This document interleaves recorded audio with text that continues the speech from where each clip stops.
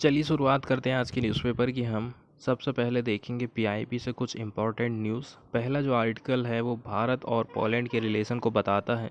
इसमें बताया गया है कि कुछ ऐसे अपराध होते हैं जो कि हमारा देश अकेला नहीं फेस कर रहा, हमारे स्टेट अकेले फेस नहीं कर रहे हैं, बल्कि दूसरे अदर देश भी उन अपराधों का सामना कर रहे हैं, जैसे कि ड्रग्स की तस्करी हो गई और भी फेक करेंसी से रिलेटेड हो गई, इसके अलावा आतंकवाद हो गया। तो इन सब अपराधों से हमारा देश कैसे करके लड़ सकता है, इसके लिए हम दूसरे देश की भी सहायता चाहते हैं, दूसरा देश हमसे भी सहायता चाहता है। तो इसी से संबंधित एक ट्रीटी पर सिग्नेचर किया गया है भारत और पोलैंड के बीच में। तो जितने भी आपराधिक मामले हैं इंटरनेशनल रूप से, उनमें और आतंकवाद से निपटने के लिए ये सहायता करने वाला है। आपस में हमारा कानून और उनका कानून, दोनों की कानून की सहायता ली जाएगी। प्रधानमंत्री नरेंद्र मोदी ने अध्यक्षता करा था केंद्रीय मंत्रिमंडल की। तो हमारा जो केंद्रीय मंत्रिमंडल है वो भारत और पोलैंड दोनों की सरकारों के बीच में अपराध वाले मामलों में आपस में हम कानूनी सहायता से संबंधित एक संधि को मंजूरी दिए हैं। उद्देश्य इसके बताए गए हैं, जैसे कि कानूनी सहायता के माध्यम से, मतलब दोनों देश कानूनी सहायता करेंगे और हम आतंकवाद से निपटेंगे। इसके अलावा न केवल आतंकवादी बल्कि और भी जो अपराध हैं उनकी जांच करना है हमको, और उनके प्रोसिक्यूशन में दोनों देशों की क्षमता और प्रभावशीलता में हमें बढ़ोतरी करना है। जितनी हमारी कैपेसिटी है उसको हम बढ़ा सकें। लाभ की यदि हम बात करें तो इस संधि का उद्देश्य जो आपराधिक मामले हैं उसमें सहयोग और आपसी कानून की सहायता के माध्यम से अपराध की जांच करना है और उसको प्रोसिक्यूट करना है, दोनों अच्छे प्रभावी तरीके से लड़ सकें। इसके अलावा इंटरनेशनल रूप से जो क्राइम किए जाते हैं और टेररिज्म हो गया, इसके संदर्भ में प्रस्तावित संधि अपराध की जांच करना है और प्रोसिक्यूशन के साथ साथ अपराध बढ़े ना, ठीक है। इसमें जो जो उपकरण यूज़ किए जाते हैं उनको, इसके अलावा आतंकवादियों के जो काम हैं उनके लिए पैसा कहाँ से आ रहा है, कौन दे रहा है, उसका पता लगाना है, उसको रोकना है और जब्त करने में पोलैंड के साथ बायलैटरल सहयोग के लिए एक व्यापक कानूनी ढांचा भी हमको बनाना है इसी संधि के अंतर्गत में। इस संधि पर सिग्नेचर और पुष्टि के बाद सीआरपीसी 1973 के प्रासंगिक प्रावधानों के अंतर्गत उपयुक्त राजपत्र अधिसूचना जारी होने वाली है, ताकि इस ट्रीटी के जितने भी प्रावधान बने हैं उनको हमारे देश में अच्छी तरह से लागू कर सकें। तो अभी ये जो अधिसूचना जारी होगी सरकारी कार्यक्षेत्र के बाहर, मतलब ना केवल गवर्नमेंट बल्कि आम जनता के लिए उपलब्ध है, और ये संधि आपराधिक मामलों में आपस में कानूनी सहायता के संदर्भ में भारत पोलैंड के बीच सहयोग और अधिक जागरूकता और पारदर्शिता, ट्रांसपेरेंसी हमको प्रोवाइड करती है। न केवल गवर्नमेंट बल्कि हम भी जान सकते हैं कि किस किस प्रकार के यहाँ पर प्रावधान किए गए हैं।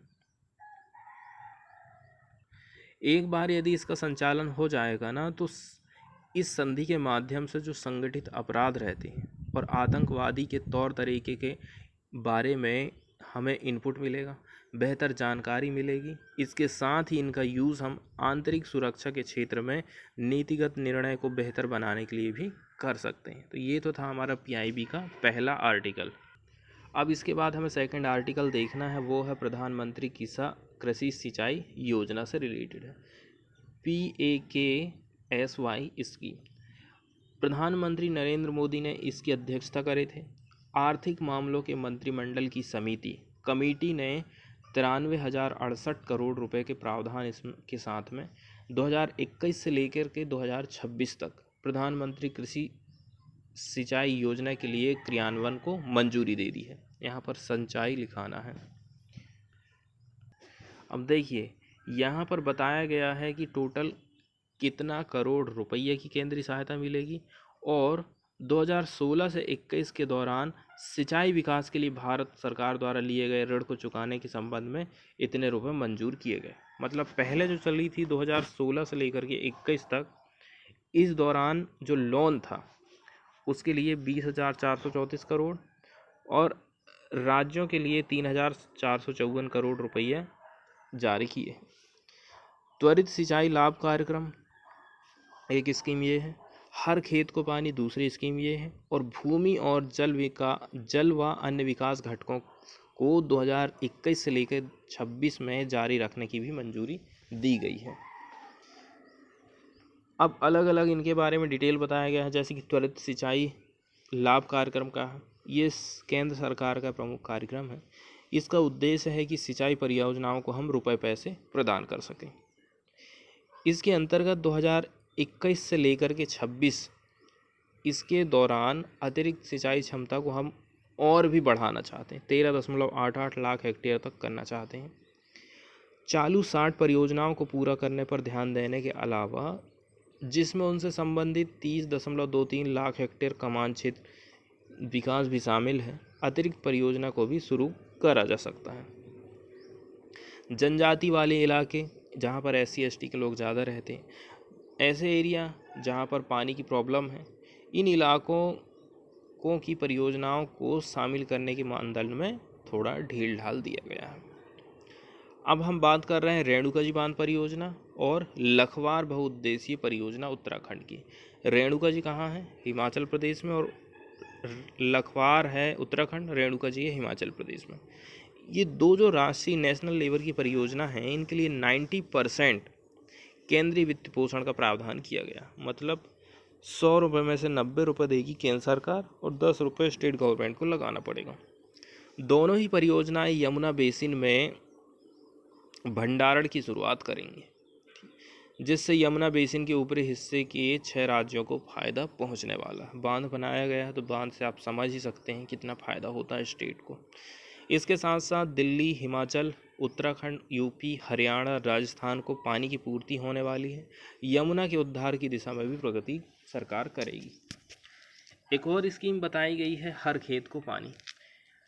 इस स्कीम का उद्देश्य है कि खेतों में पानी में जो पहुंच हो रही है उसमें हमें बढ़ोतरी करना है। सुनिश्चित सिंचाई के तहत खेती योग्य भूमि का भी विस्तार इससे होगा। तो इस स्कीम के अंतर्गत लघु सिंचाई और जल स्रोतों की हमें मरम्मत करना है, मेंटेनेंस करना है। और जो प्रधानमंत्री सिंचाई योजना है, इसी के ये घटक हैं। इनका उद्देश्य है कि 4.5 लाख हेक्टेयर को सिंचाई के अंडर में आप लाना है, वहाँ तक हमें पानी पहुँचाना है, जल स्रोतों के उद्धार करना है। इसी के मद्देनज़र मंत्रिमंडल ने शहरी और ग्रामीण इलाकों में जल स्रोतों को दोबारा जीवित करने के लिए पैसा की मंजूरी दी है। इस योजना में उन्हें शामिल करने के मानदंडों का विस्तार करा गया और सेंट्रल गवर्नमेंट सहायता को आम क्षेत्र के हवाले से 25% था पहले एरिया, अब उसको 60% कर दे रहे हैं।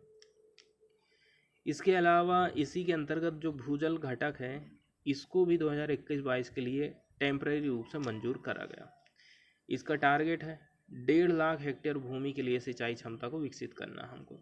इसके अलावा वाटर साइड विकास घटक के बारे में बताया जाता है। इसका लक्ष्य है कि ज़्यादातर जो ज़मीन है वो वर्षा के पानी से ही हम उसका सिंचाई करें। इसके लिए मिट्टी, जल संरक्षण, भूजल की भरपाई करना है, मिट्टी को हमको बहने से रोकना है और जल संरक्षण व प्रबंधन संबंधी विस्तार गतिविधियों को भी बढ़ावा देना है। अब जैसे कि भूमि संसाधन विकास के लिए स्वीकृत वाटर शेड विकास घटक, ये भी एक प्रकार से आप स्कीम ही समझ लीजिए।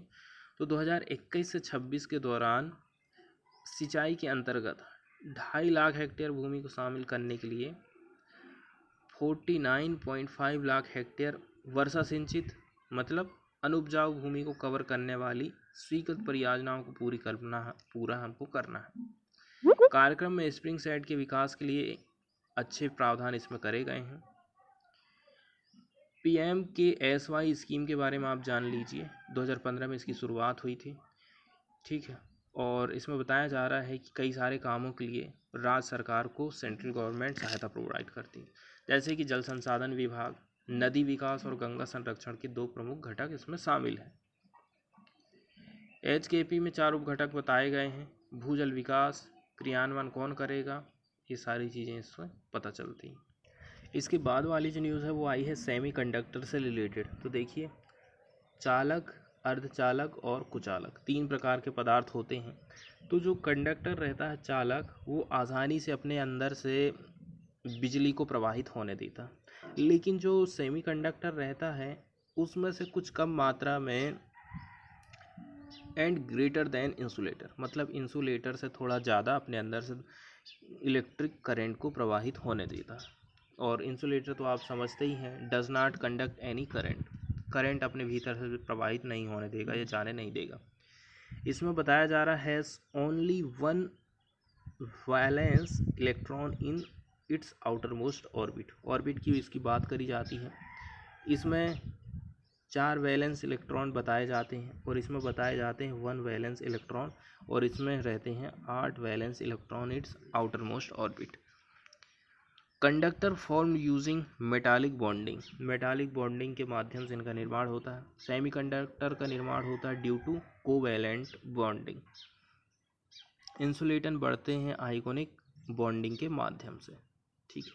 Valence and conduction bands are overlapped, इसमें बैंड्स के बारे में भी बात बताई जाती है। रेजिस्टेंस इज़ वेरी स्मॉल, मतलब ये प्रतिरोध बहुत कम करते हैं धारा का। और resistance is high, resistance is very high, ये थोड़ा सा रोकेंगे धारा को, और उचालक जो है बहुत ज़्यादा रोकने का काम करते हैं। It has positive temperature coefficient, it has negative temperature coefficient. Example बताए जाते हैं कि कॉपर, एल्यूमिनियम, और सेमीकंडक्टर में सिलिकॉन, जर्मेनियम, और इंसुलेटर में क्या क्या जाएगा, माइका, पेपर, ईटीसी। अब हम बात कर लेते हैं न्यूज़पेपर की। तो इसमें बताया जा रहा है कैबिनेट ने अप्रूवल दिया है 76,000 करोड़ रुपया के लिए, ताकि वो पुश कर सके सेमीकंडक्टर के निर्माणकर्ताओं को।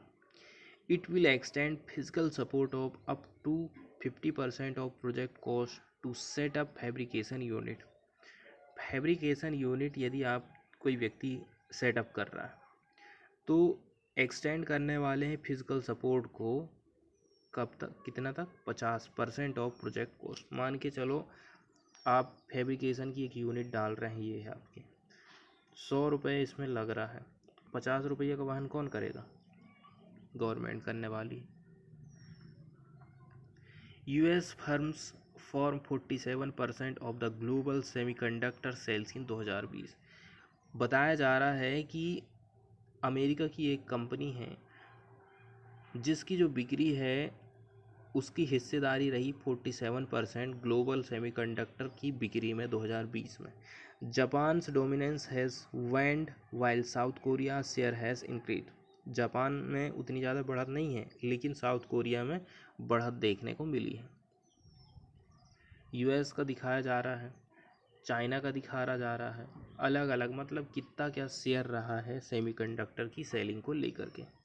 47, चाइना का 5%, जापान का 10%, साउथ कोरिया का 20 है, यूरोपियन यूनियन का 10 है, ताइवान का 7% है, और इंडिया का नहीं दिखा रहा है यहाँ पर। इसके अलावा इसमें बात बताई जाती है, देखिए, यूनियन कैबिनेट ने अप्रूवल दे दिया है बुधवार के दिन 76,000 करोड़ रुपया की स्कीम को, ताकि वो बूस्ट कर सके सेमीकंडक्टर और display manufacturing in the country. मतलब कि जैसे मोबाइल फ़ोन का डिस्प्ले हो गया और भी अदर चीज़ों का डिस्प्ले हो गया, इन सेमीकंडक्टर और डिस्प्ले मैन्युफैक्चरिंग को हमारे देश में सरकार बढ़ावा देना चाहती। Taking the total amount of incentive announced for the electronic sector to 2.3 lakh crore, ऐसा सरकार ने कहा था। मतलब कि टोटल इंसेंटिव देना चाहती 2.3 लाख करोड़ का। The comprehensive program for the development of sustainable semiconductor, ये प्रोग्राम कैसा है, डेवलपमेंट करने के लिए है सस्टेनेबल सेमीकंडक्टर को। इसके अलावा डिस्प्ले इकोसिस्टम को हमारे देश में, हमारा जो सरकार है वो इंडिया को ग्लोबल हब बनाना चाहती है इलेक्ट्रॉनिक सिस्टम डिज़ाइन के मामले में और मैन्युफैक्चरिंग के मामले में, ऐसा सरकार का कहना है। इसके अलावा सरकार की तरफ से ये भी कहा गया है द प्रोग्राम वुड असर ए न्यू एरा। ठीक है। और बताया जा रहा है, देखो, हमारे जो देश के सेमीकंडक्टर हैं वो महंगे ना बने, इसके लिए सरकार क्या क्या चाहेगी कि कुछ हम इंसेंटिव दे दें। इंसेंटिव इसलिए भी दे रही है ताकि लोग प्रोत्साहित हों कि नहीं, हम भी ऐसी यूनिट खोलेंगे जो कि सेमीकंडक्टर बनाए या फिर डिस्प्ले बनाए। बताया जा रहा है द स्कीम वुड, ये तो हम देख ही चुके हैं कि 50% प्रोजेक्ट कॉस्ट का सरकार वहन करने वाली। देखो, एक समस्या आ जाती है ज़मीन को प्रोक्योर करने को लेकर के। हमें इंफ्रास्ट्रक्चर भी खड़ा करना रहता है यदि हमें कंपनी डालना है तो। इसके लिए केंद्र सरकार स्टेट गवर्नमेंट से मिलकर के बात करेगी और सेटअप करेगी हाईटेक क्लस्टर को with the required infrastructure such as land and semiconductor grade water. दो चीज़ों के लिए भी यहाँ पर चर्चा होने वाली है। और जो न्यूज़ आई है फिर लखीमपुर खीरी हिंसा से रिलेटेड आई है। अजय मिश्रा हैं, ठीक है, अजय मिश्रा बीजेपी के लीडर हैं, स्टेट मंत्री हैं ये। मीडिया ने, पत्रकार ने जब एसआईटी के ऊपर इनसे क्वेश्चन करा कि एसआईटी की रिपोर्ट तो ऐसी कह रही है कि ये जानबूझकर की गई हत्या है, तो आपका क्या कहना है, तो उल्टे ये पत्रकार को डांटने लगे, गाली वाली बकने लगे। इन्होंने ये बात कही थी, ऐसा है बेवकूफ़ी के सवाल मत करो, दिमाग ख़राब है क्या बे।